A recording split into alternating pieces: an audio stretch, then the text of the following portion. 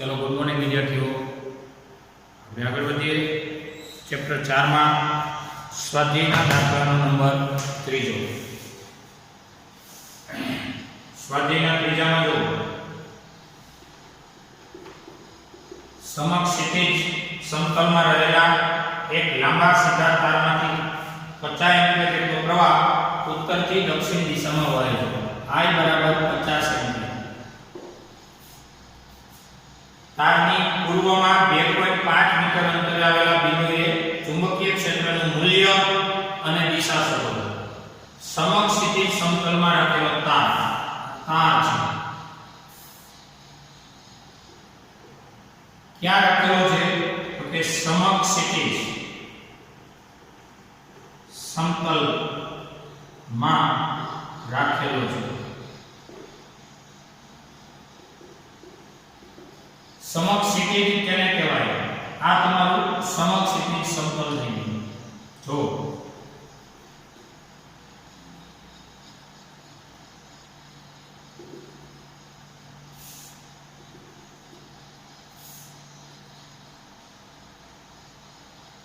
આ તમારું સમક્ષિતિજ સમતલ. સમક્ષિતિજ સમતલ છે, એમાં રાખેલો તાર છે.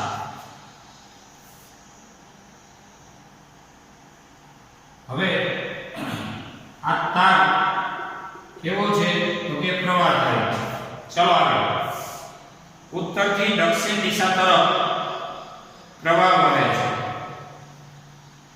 હવે આપણે દિશાઓ સેટ કરીએ. ચાલો જો આ થઈ પૂર્વ એટલે આ પશ્ચિમ. પૂર્વની સામે ઊભા રહીને આપણો જમણો હાથ આવે એ દક્ષિણ, આ ઉત્તર. અહીં પ્રવાહ કઈ દિશામાં વહે છે? જોજે ઉત્તરથી દક્ષિણ દિશા તરફ વહે છે. ઉત્તરથી દક્ષિણ તરફ એટલે પ્રવાહની દિશા કઈ? ઉત્તરથી દક્ષિણ તરફ પ્રવાહ વહે છે. વાંચો. તારની પૂર્વમાં 2.5 મીટર અંતરે આવેલા બિંદુએ, પૂર્વમાં એટલે આ બાજુ એટલે અહીંયા આમ કહેવાય, અને આ બરાબર 2.5 મીટર 2.5 મીટર અંતરે આવેલા બિંદુએ, આ બિંદુને હું P કહી દઉં. 2.5 મીટર અંતરે આવેલા બિંદુએ ચુંબકીય ક્ષેત્રનું મૂલ્ય અને દિશા. તો આપણા આ દાખલાની અંદર પ્રવાહધારી તારથી સ્મોલાર અંતરે ચુંબકીય ક્ષેત્ર D બરાબર μ0 I બાય 2 પાઈ r.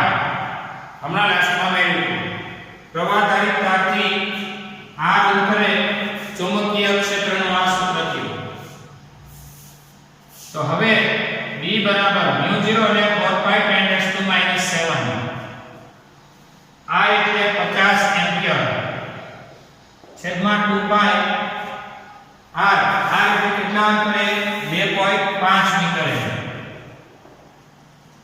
તો ફાઇનલી B બરાબર આ બે ઉડી ગયા, બે વધ્યો એટલે કે 2 ગુણ્યા 50 ના છેદમાં 2.5 એટલે થયું 40. 10 થી -7. B બરાબર એક સ્ટેપ આમાં આવો 4.0 એટલે કે 4. એક ઘાતનો વધારો થાય એટલે -6 ટેસ્લા. આ ચુંબકીય ક્ષેત્ર B નું શું થયું? મૂલ્ય થયું. આ મૂલ્ય છે. હવે દિશા. તો દિશા નક્કી કરવી હોય તો જમણા હાથના સૂરના નિયમની મદદથી અંગૂઠાને પ્રવાહની દિશામાં રાખો. ચલો અહીં જો આમ જઈ છે પ્રવાહ ઉત્તરથી દક્ષિણ. પ્રવાહની દિશા માર્કરની દિશા થાય. અંગૂઠાને પ્રવાહની દિશામાં રાખો. ત્યાંથી r જેટલી અંતરે પૂર્વમાં જાઓ પૂર્વ એટલે આમ થાય, ભલે દોયરો આમ કઈ પૂર્વ ન હોય, પૂર્વ આમ હોય. આને તમે દક્ષિણ કહો તો પૂર્વ ક્યાં હોવાનું? આમ. એટલે પ્રવાહની દિશામાં અંગૂઠો રાખી આંગળીઓને વીંટાળો. આંગળીઓ ક્યાં જાય છે? ઉપર આવે છે. ઉપર આવે છે તો ચુંબકીય ક્ષેત્રની દિશા ક્યાં? તો કે ઉર્ધ્વ દિશામાં. ઉર્ધ્વ એટલે કે ઉપર તરફ, અધો હોય તો નીચે તરફ. એટલે ચુંબકીય ક્ષેત્રની દિશા ઉર્ધ્વ દિશામાં એટલે કે ઉપર તરફ રહેશે. એનું મૂલ્ય આટલું રહ્યું. જરા જોઈ લો.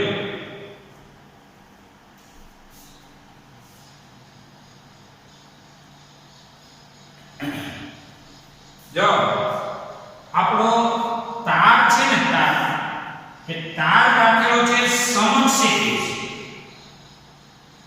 અને ચુંબકીય ક્ષેત્રની દિશા આવે છે ઉર્ધ્વ અને એ ક્યાં ખબર? શિરોલંબ. શિરોલંબનો મતલબ થાય સમક્ષિતિજ ને લંબ, એને શિરોલંબ કહેવાય. અને ઉર્ધ્વ એટલે ઉપર તરફ. શિરોલંબ એટલે વાય અક્ષ તરફ આપણા કેસમાં. હવે શિરોલંબ અધો હોય તો નીચે, શિરોલંબ ઉર્ધ્વ છે તો ઉપર, અને સમક્ષિતિજ હોય તો એક્સ અક્ષ પર. એટલે તાર સમક્ષિતિજ છે, જ્યારે ચુંબકીય ક્ષેત્ર ક્યાં આવ્યું? શિરોલંબ ઉર્ધ્વ તરફ એટલે કે ઉપર તરફની દિશામાં. અને ચુંબકીય ક્ષેત્ર B નું દિશા હોય એનું મૂલ્ય હોય આટલું. રેડી? હવે એના પછીનો દાખલો જોઈએ.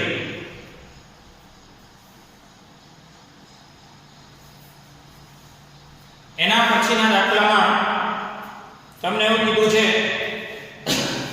માથા પરથી પસાર થતા વીજળીના તારમાંથી 90 એમ્પીયરનો પ્રવાહ જાય છે. પૂર્વથી પશ્ચિમ દિશામાં વહે છે. પૂર્વથી પશ્ચિમ તરફ પ્રવાહની દિશા છે.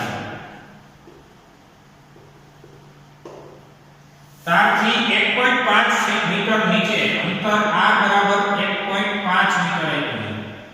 1.5 મીટર નીચે ચુંબકીય ક્ષેત્રનું મૂલ્ય અને દિશા. B નું મૂલ્ય અને દિશા. તો આપણા માથા પરથી પસાર થતો તાર પૂર્વથી પશ્ચિમ તરફ પ્રવાહની દિશા છે. તો આપણો આ દિશાઓનું શેડ્યુલ પૂર્વ, પશ્ચિમ, દક્ષિણ, ઉત્તર. પૂર્વથી પશ્ચિમ તરફ એટલે આ દિશામાં. એટલે અહીંયા હું દોરું છું આમ, ખરેખર આ દિશામાં. પૂર્વ આ છે, પશ્ચિમ આ છે, પ્રવાહ આમ વહે છે. આપણા માથા પરથી પસાર થતા તારમાં પ્રવાહ આમ વહે છે. r બરાબર આટલા મીટરે ચુંબકીય ક્ષેત્રનું મૂલ્ય કેટલું? તો કહેવાનું ભાઈ પ્રવાહ થાય તારથી r અંતરે ચુંબકીય ક્ષેત્ર B બરાબર μ0 I by 2 pi r 4 pi 10⁻⁷ I એટલે 90 એમ્પિયર 2 pi.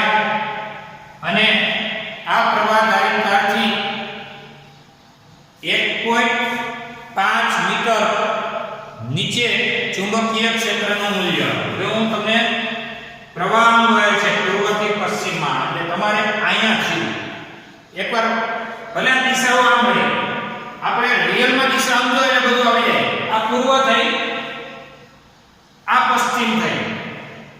તો પૂર્વ તરફ થી પશ્ચિમ તરફ પ્રવાહ જાય છે અને ત્યાંથી 1.5 મીટરે તમારે ચુંબકીય ક્ષેત્રનું મૂલ્ય મેળવવું છે. અત્યારે મૂલ્ય મેળવી લો, પછી દિશા સેટ કરીએ. આ 1.5 આ બે કેન્સલ થઈ ગયું, 2 દૂ 4. 2 × 90 ના છેદમાં 1.5.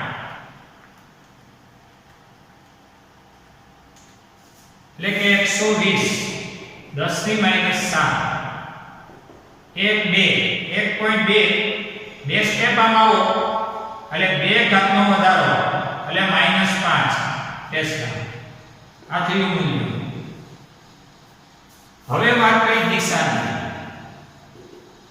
ચલો જોઈએ દિશા કઈ.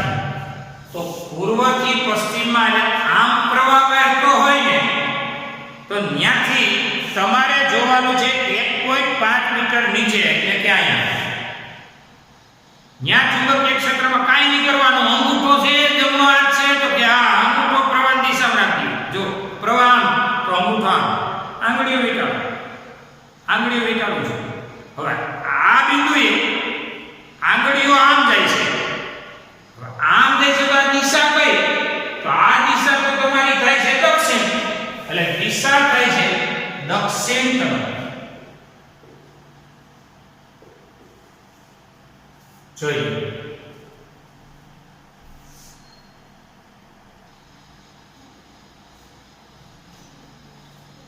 ચલો નેક્સ્ટ પોઈન્ટ સોલેનોઇડ.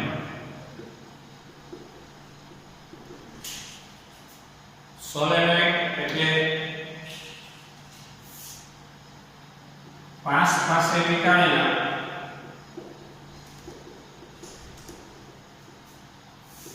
પ્રવાહધારી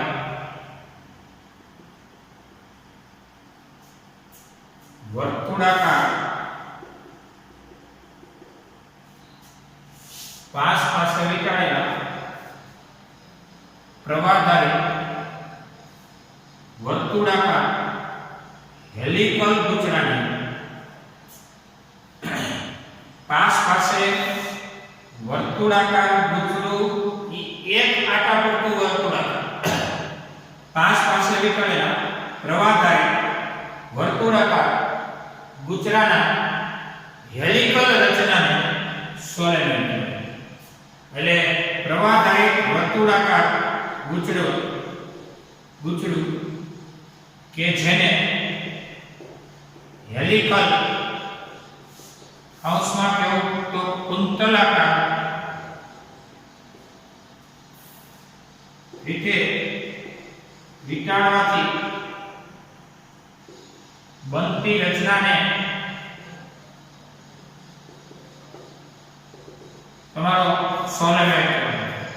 પાસ પાસે વીંટાળેલો પ્રવાહધારી વર્તુળાકાર ગુચરું એટલે રિંગ થઈ.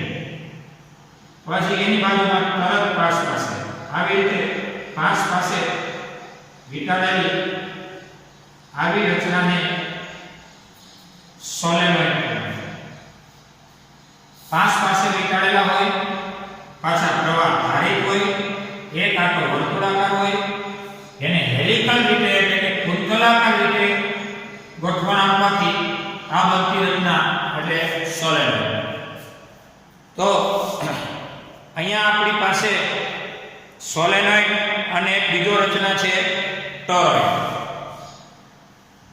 આ સોલેનોઇડ દ્વારા ચુંબકીય ક્ષેત્રનું મૂલ્ય કેમ મેળવવું એ આપણે ભણશું. તો એમાં ખાસ કરીને જે આદર્શ સોલેનોઇડ હોય આદર્શ સોલેનોઇડ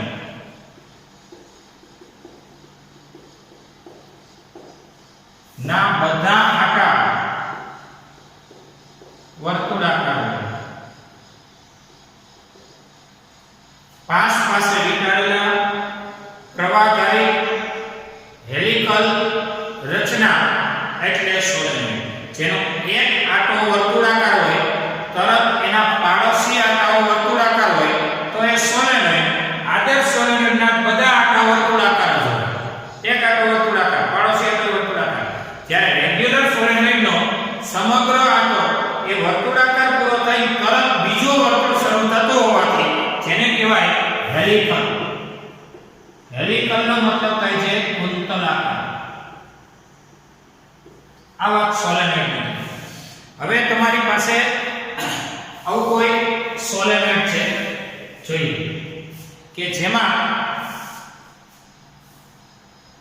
આવા સોલેનોઇડને ધ્યાનમાં લો.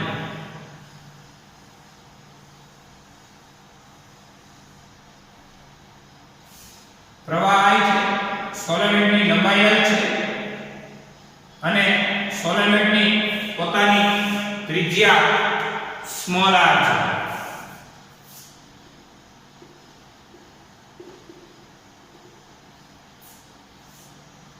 આ સોલેનોઇડના આડછેદને ધ્યાનમાં લો. તો હવે અહીંયા તમે જોઈ શકશો આ સોલેનોઇડનો તાર છે.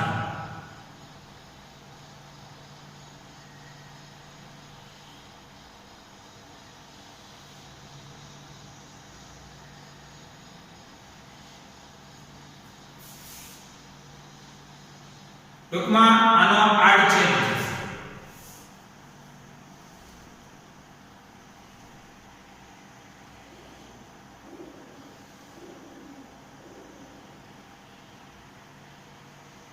નમૂના માટે 4 આંટાને ધ્યાનમાં લીધેલા છે. હવે એમાં ચુંબકીય ક્ષેત્રની દિશાને મેન્ટેન કરીએ.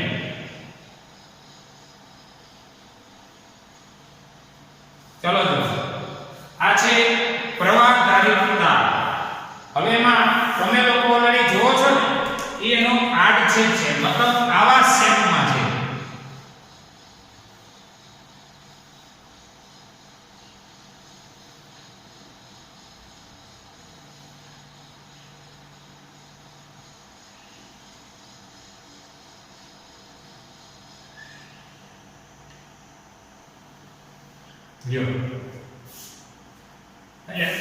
તમને માત્ર આવા ભાગ દેખાય છે ટૂંકમાં. પછી તો કે પછીનો આંટો દેખાય છે. અહીંયા આ 2 3 આ 4 પછીની આ નીચેની બોર્ડર.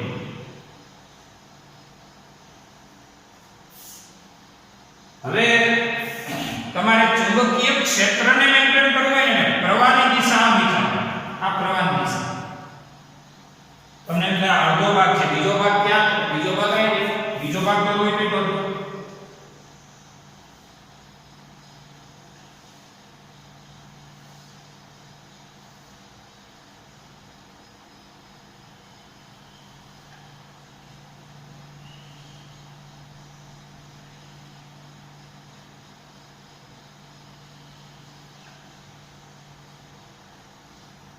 એક ભાગ આ બાજુનો છે, બીજો ભાગ આ બાજુનો છે.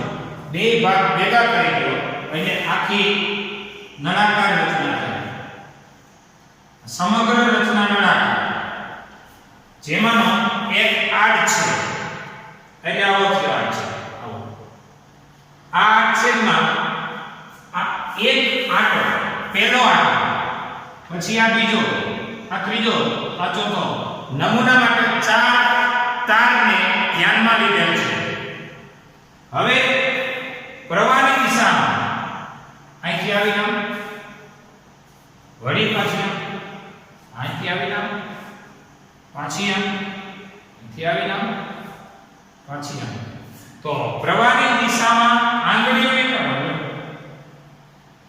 પ્રવાહની દિશામાં આંગળીઓ નીકળો. અંગૂઠો આવે એટલે ચુંબકીય ક્ષેત્રની દિશા. આ રીતે ચુંબકીય ક્ષેત્રની દિશા તમે વિચારી શકો છો. અને આ રીતે ચુંબકીય ક્ષેત્રની દિશા બહાર તરફની મેન્ટેન કરી શકે છે. થોડું તમને સમજાવવું છે કે સોલેનોઇડ એટલે શું. સોલેનોઇડ એટલે 5 પાસે વીંટાળેલા વાહક તારના હેલિકલ ગૂંચળાને સોલેનોઇડ કહેવાય. ફરીથી બોલું છું, સોલેનોઇડ એટલે 5 પાસે વીંટાળેલા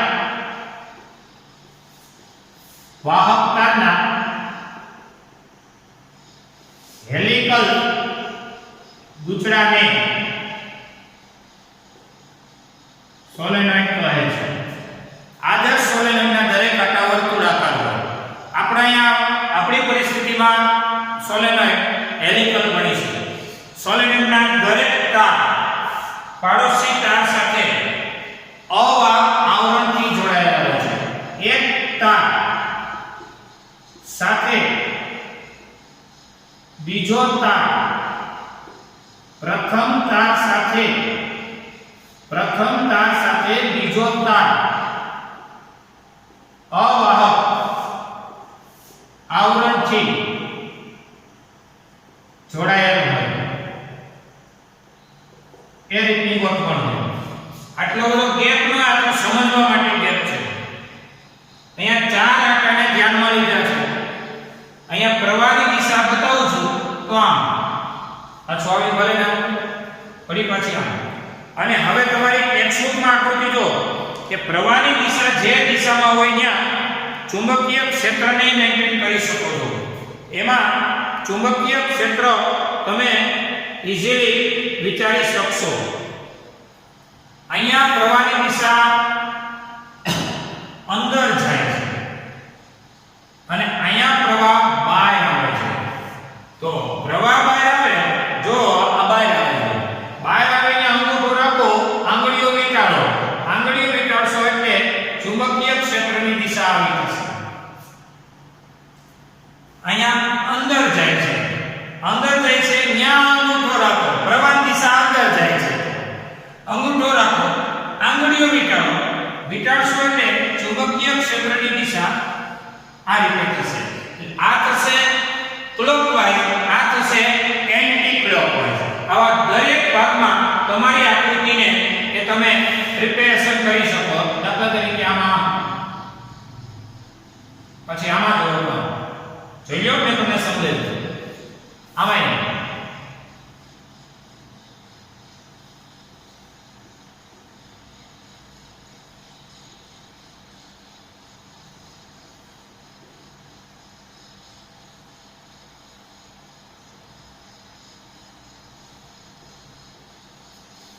આ તમારી સોલેનોઇડની આકૃતિ થઈ અને આ પ્રવાહની દિશા થઈ.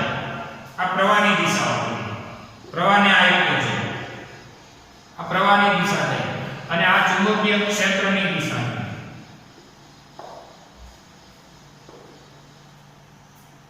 આ થયો બી વેક્ટર. આ બંને આકૃતિઓ સમાન જ છે. આ એનો આડછેદ લીધેલો છે. આ સોલેનોઇડ નું છે એ મેં તમને ટૂંકમાં માહિતી આપી, જરા જોઈએ.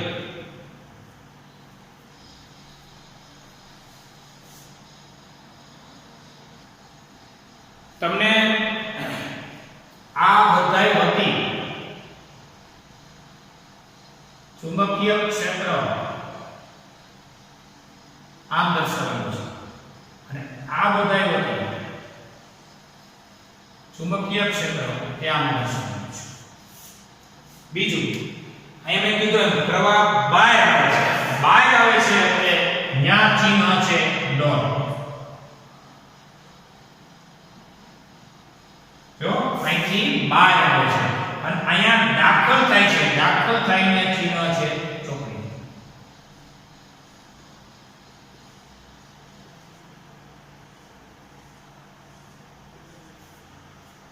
હવે આપણે અહીં ભણ્યા કે ભાઈ આ બહાર આવે છે, બહાર આવે તો અંગૂઠો આમ રાખો, આંગળીઓને વીંટાળો, વીંટાળો એટલે આ થયું ચુંબકીય ક્ષેત્રની દિશાનું ચિહ્ન.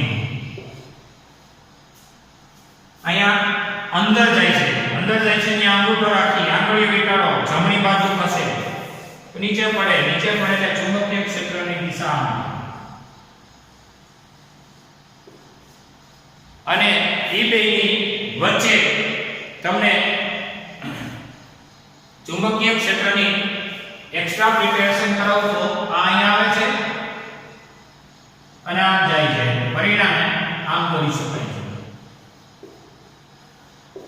લ્યો, આ પણ તમારી પાઠ્યપુસ્તકમાં એક આકૃતિ છે. એ આકૃતિ મેં તમને સમજાવી.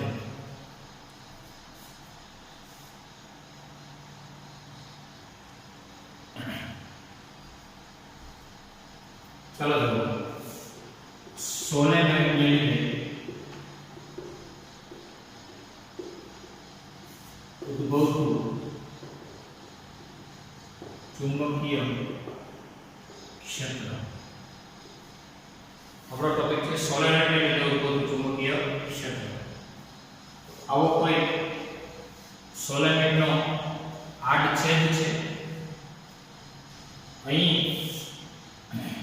બહાર નીકળતી દિશાનો પ્રવાહ છે અને અહીં અંદર જતી દિશાનો પ્રવાહ છે. સોલેનોઇડનો આડછેદ જોઈ શકો છો.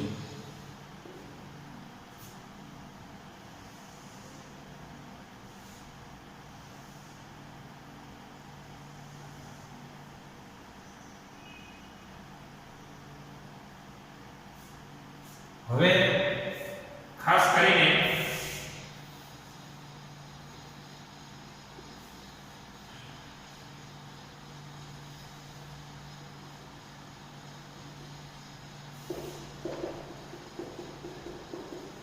અહીંયા આપણે ચુંબકીય ક્ષેત્ર વિચારીએ. જો આંગળીઓને પ્રવાહની દિશામાં રાખો એટલે તમારો જમણો હાથ આમ ગોઠવાશે.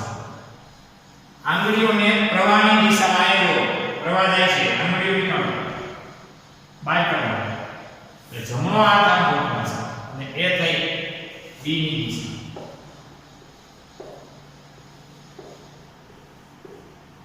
અને કહેવાય બી વેક્ટર. હવે આ બી વેક્ટર ને લંબ ABCD બંધ ગાળો વિચારો. ABCD એ બંધ ગાળો એને કહેવાય એમ્પિયરિયન.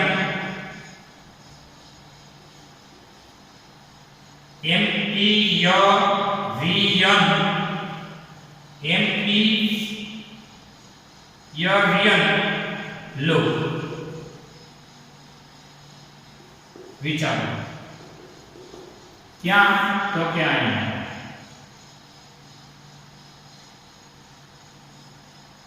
ABCD એમ્પિયરિયન લૂપ છે. આ અંતર h છે.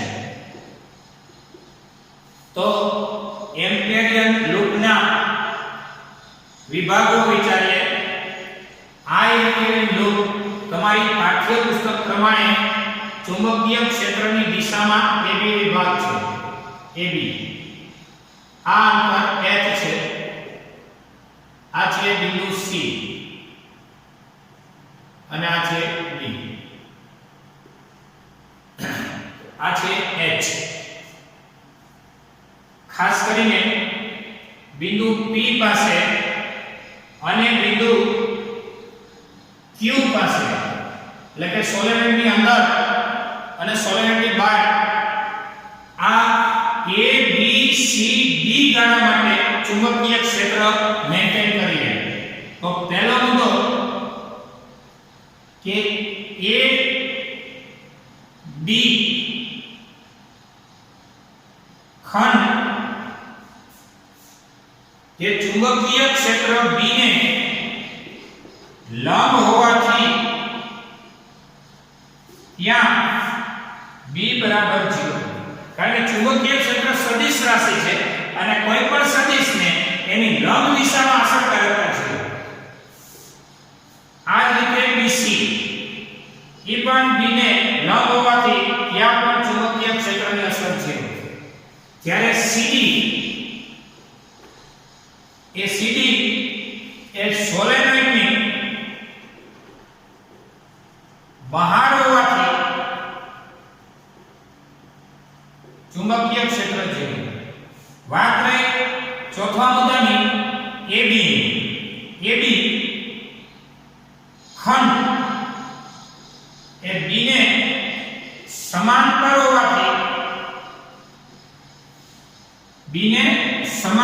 હોવાથી ત્યાં ચુંબકીય ક્ષેત્ર B એ આપણને મળે. એટલે કે અંદરના ભાગમાં મળે. કહેવાનો મતલબ સોલેનોઇડને લંબ ખંડ ઉપર ક્યાંય નથી, સોલેનોઇડની બહાર નથી, સોલેનોઇડની અંદર ચુંબકીય ક્ષેત્ર મેન્ટેન થાય. હવે આપણે જાણીએ છીએ કે એકમ લંબાઈ દીઠ આટાની સંખ્યા સ્મોલ n હોય. એટલે કે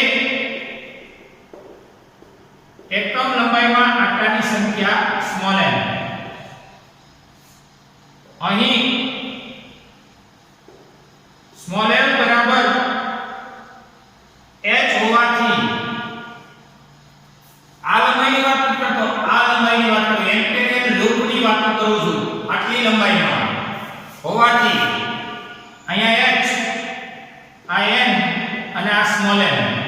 તેથી n બરાબર થશે nh. બીજું વિચારો, એક આંટો હોય સોલેનોઇડમાં, ત્યારે એમાંથી પસાર થતો પ્રવાહ I કહેવાય. તો અહીંયા સોલેનોઇડ n આંટાનું ધ્યાનમાં લીધું છે. આ સોલેનોઇડ કેટલા આંટાનું છે? n આંટાનું છે. આ બધા આંટાઓ છે. n આંટાના સોલેનોઇડ માટે પ્રવાહનું મૂલ્ય કેટલું એને આપણે I કહીશું, એને ni. એટલે કે I બરાબર કેપિટલ N into I. તો કેપિટલ N એટલે NH. જો કેપિટલ N એટલે NH, એની સાથે સાથે I અહીંયા કારણ કહી દઉં, સમીકરણ નંબર 2 NH આવે. હવે એમ્પિયરના સર્કિટલ નિયમ પરથી B into L એટલે mu 0 I integration B dot dl. B એટલે ચુંબકીય ક્ષેત્ર અને dl એટલે ચુંબકીય ક્ષેત્રનો બંધ ગાળો.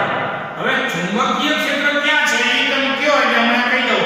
તો કે પ્રવાહ જ્યારે તાર હોય કે નહીં, તો કે એની આસપાસ છે. કોણ? ચુંબકીય ક્ષેત્ર.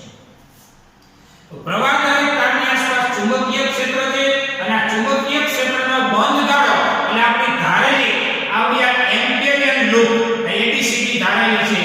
તો આ બંધ ગાળો એ અહીંથી અહીંયા સુધીની લંબાઈ પૂરતો પરિમિત રહે એટલે L બરાબર થયો H. એટલો હોવાથી જો B dot dl નું ઇન્ટિગ્રેશન એટલે mu 0 I જેટલું થાય. એક આંટાનો પ્રવાહ I જ્યારે n આંટાનો પ્રવાહ IE એટલે કે ni. સમીકરણ 2 ને આમાં મૂકવું છે એટલે B dot dl નું સંકલન થશે. જો B એટલે ચુંબકીય ક્ષેત્ર, જરા નજર કરો ચુંબકીય ક્ષેત્ર ક્યાં છે જોઈ લો. તો કે પ્રવાહની દિશા આમ છે, ત્યાં અંગૂઠો રાખ્યો, અંગૂઠો રાખવાથી આંગળીઓ વીંટાળી, આંગળીઓ વીંટાળી તો ચુંબકીય ક્ષેત્ર આમ છે અને આમ છે. તો એ તમારી આની દિશામાં થયો એટલે B અને dl નું સંકલન L અને L એટલે H હોવાથી BH બરાબર mu 0 I અને I એટલે NHI. I એટલે NHI. બંને બાજુ એક એક H કેન્સલ.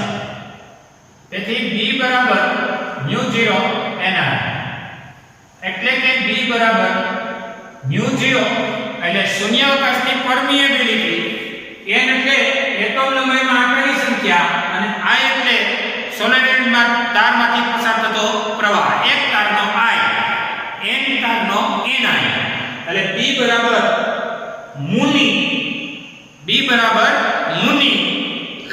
આ સૂત્ર યાદ રાખવા જેવું છે.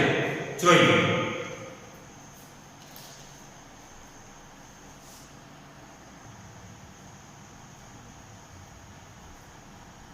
ચલો ઉદાહરણ 4.9. 1 સેન્ટીમીટર ત્રિજ્યા એટલે r બરાબર 1 સેન્ટીમીટર. સોલેનોઇડની લંબાઈ છે 0.5 મીટર. આંટાની સંખ્યા છે 500. 5 એમ્પિયરનો પ્રવાહ પસાર થાય છે સોલેનોઇડમાંથી. સોલેનોઇડની અંદર ચુંબકીય ક્ષેત્રનું મૂલ્ય કેટલું? સોલેનોઇડમાં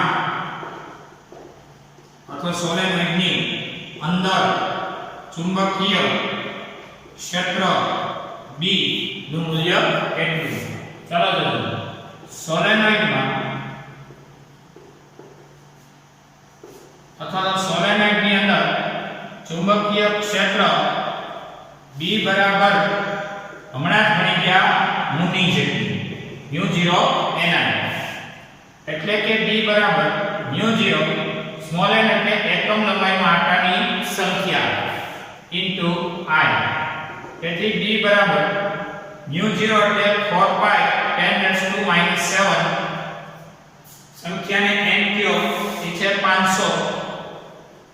પ્રવાહનું મૂલ્ય 5 એમ્પિયર, લંબાઈ 0.5 મીટર, લંબાઈ 0.5 મીટર. સોલેનોઇડની અંદર ચુંબકીય ક્ષેત્રનું આ થયું મૂલ્યની વાત. હવે આનું કેલ્ક્યુલેશન કરી લઈએ. ચલો જો 4 ગુણ્યા પાઈ એટલે કે 3.14 ગુણ્યા 500 ગુણ્યા 5 આ છેદમાં 0.5 એ થશે 62800. 10 થી -7 થાય એટલે કે b બરાબર 1 2 3 ને 4 સ્ટેપ વધી જાવ એટલે 6.28. 4 નો વધારો કરો એટલે -3 ટેસ્લા. આ થયું સોલેનોઇડની અંદર ચુંબકીય ક્ષેત્રનું મૂલ્ય. જોઈએ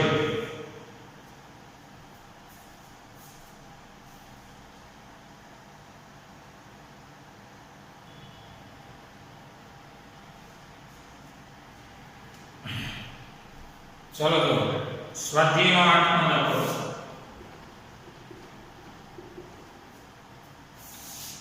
એસી સેન્ટીમીટર લંબાઈના એક સોલેનોઇડ પર પાસે 400 આંટાવાળા 5 આવરણ વીંટેલા છે.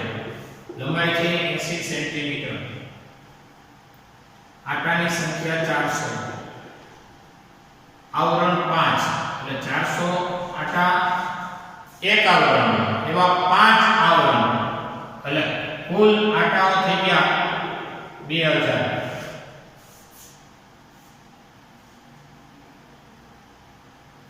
સોલેનોઇડનો વ્યાસ 1.8 સેન્ટીમીટર છે એટલે એની રેડિયસ થઈ 0.9 સેન્ટીમીટર. એની અડધી. સોલેનોઇડમાંથી પસાર થતો પ્રવાહ છે 1.8 એમ્પિયર, સોરી 8.0 એટલે કે 8 એમ્પિયર. કેન્દ્ર પાસે B નું મૂલ્ય.